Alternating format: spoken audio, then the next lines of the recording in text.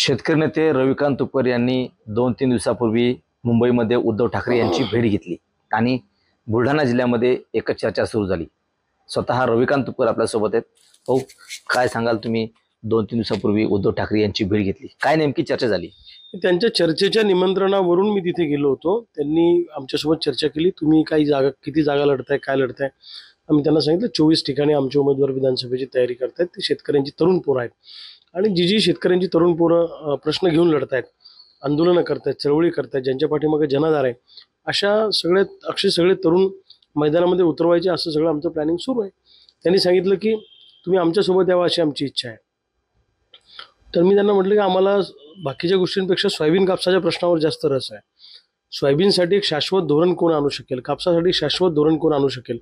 दरवर्षी आम्ही आंदोलनं करायची, जेलमध्ये जायचं, लाठ्या काठ्या खायच्या, त्याच्यापेक्षा एक ठोस धोरणच, जसं ऊसाच्या प्रश्नावर एक धोरण आखलं गेलेलं आहे, तशा पद्धतीनं सोयाबीन कापसाच्या प्रश्नावर धोरण आणणारा पक्ष कोण आहे किंवा या संदर्भातला कोण विचार करेल, ॲश्युरन्स कोण देईल आम्हाला, त्याच्यासोबत जाण्याचा आम्ही विचार करू।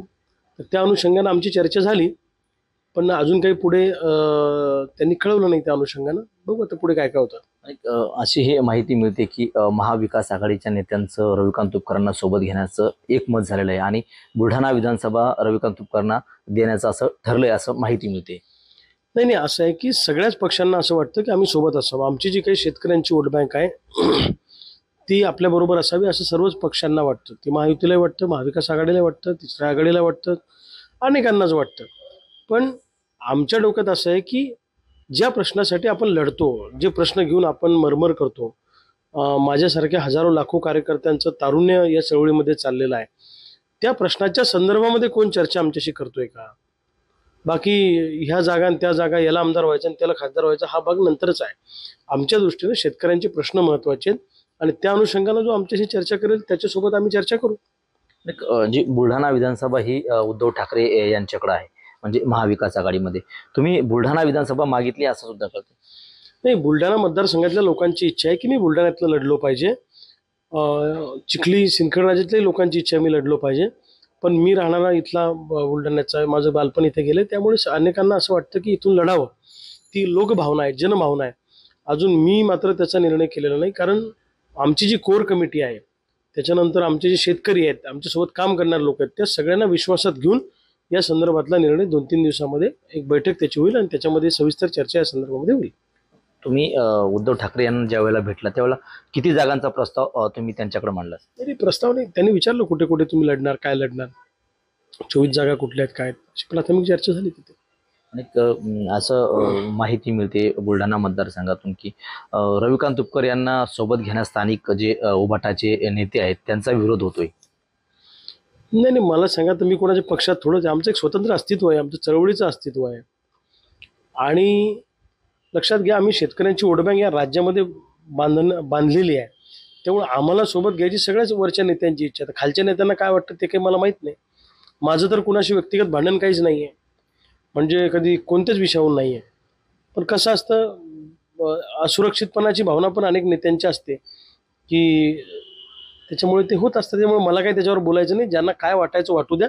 माझ्या दृष्टीनं शेतकऱ्यांचे प्रश्न, कष्टकऱ्यांचे प्रश्न आणि चळवळ टिकली पाहिजे या भावना माझ्या मनामध्ये आहेत। कुणाला काय वाटतं याचा विचार मी कधी करत, तसेही प्रस्थापित नेते आम्हाला विरोध करतातच अनेक पक्षांचे।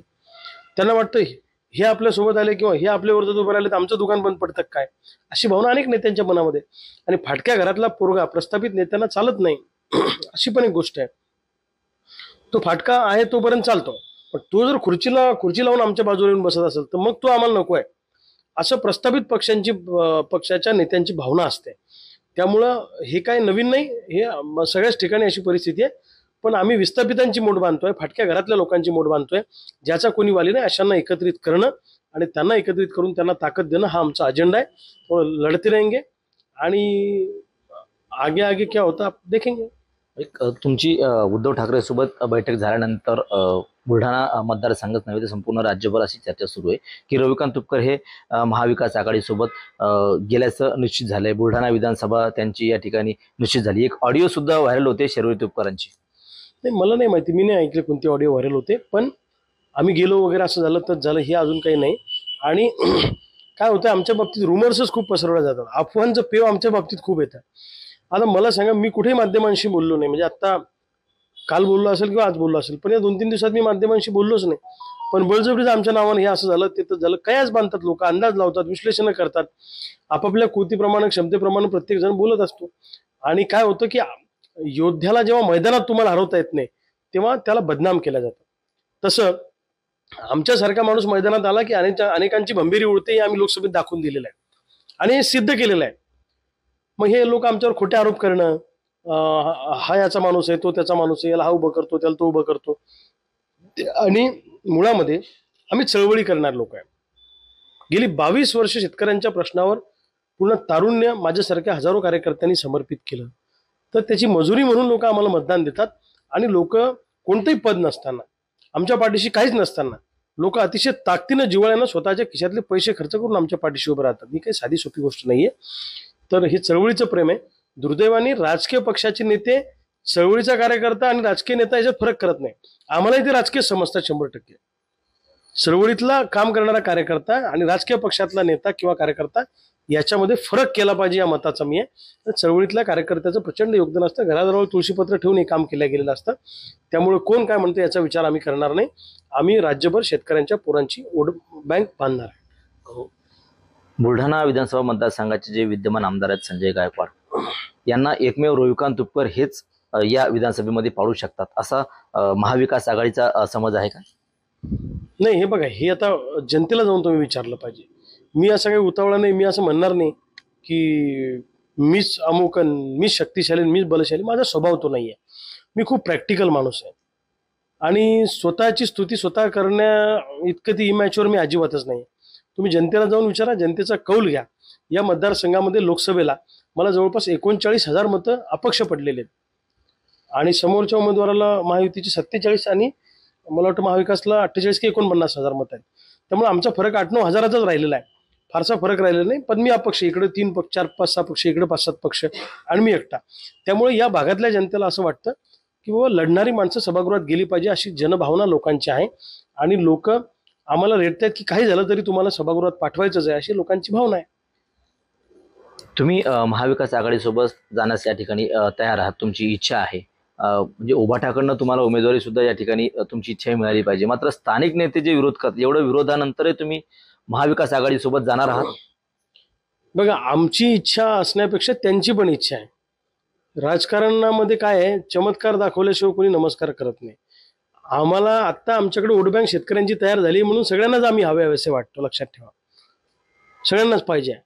नाही तर असं आमची वोट बँक नसती, आमच्याबरोबर गावगाड्यातला माणूस नसता, तर यांनी कशाला विचारलं असतं आम्हाला. त्यांना माहिती आहे यांच्याबरोबर महाराष्ट्रातला शेतकरी आहे, या जिल्ह्यातला शेतकरी आहे, शेतकऱ्यांची तरुण पोरं आहेत, त्यांची एक वोट बँक आहे. म्हणून प्रत्येक पक्षाला वाटतं की हे आपल्यासोबत असले पाहिजे आणि ते बट नॅचरल आहे. त्याच्यामुळे ते काय वेगळं आहे असं म्हणण्याचं काही कारण नाही. मतदारसंघाची चर्चा आहे की रविकांत तुपकरांना उमेदवारी निश्चित झाली का खरंच? नाही, बघा, हे असं बोलणं उतावळेपणासारखं होईल. मी काही त्याच्याबद्दल बोलणार नाही.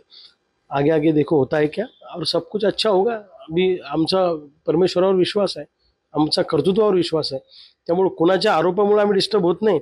आणि कुणी काही जरी आमच्याबद्दल बोललं, किती जरी संकट आमच्यावर आले, तरी त्या संकटाचं रूपांतर संधीमध्ये करणं आणि अतिशय ताकदीनं उभं राहणं. ज्या ज्यावेळी रविकांत तुपकरवर संकट आलं किंवा माझ्या सहकाऱ्यांवर संकट आली, त्यावेळी आम्ही 10 पट ताकदीनं उभं राहिलेलो आहे. मी संकटाला संधी म्हणून घेणारा माणूस आहे. त्यामुळे बचेंगे तो और लढेंगे और जीतेंगे, पण कुणाची लाचारी करणार नाही आणि कुणाचे पाय चाटणार नाही, हे आयुष्यात ठरवलेलं आहे. नक्कीच. तर हे होते शेतकरी नेते रविकांत तुपकर. कॅमेरामन निलेश देशमुखसह गणेश सोळंकी, TV9 मराठी, बुलढाणा.